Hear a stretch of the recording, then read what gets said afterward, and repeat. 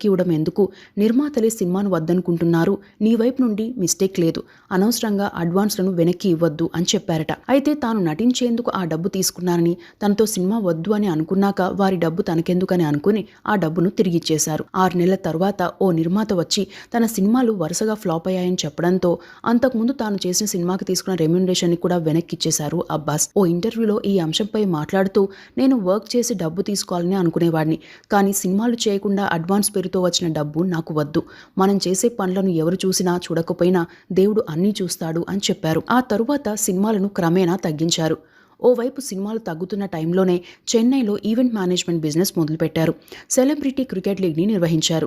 దుబాయ్తో పాటు పలు దేశాల్లో ఈ ఈవెంట్లు జరిగాయి. బాలీవుడ్ నుండి సల్మాన్ ఖాన్, టాలీవుడ్ నుండి విక్టరీ వెంకటేష్, కన్నడ నుండి కిచ్చా సుదీప్తో పాటు తమిళంలో విశాల్ తదితరులతో టీంలను ఏర్పాటు చేశారు. ఒక్కో భాష నుండి 4 జట్టు చొప్పున ఎంపిక చేసి పెద్ద ఈవెంట్కి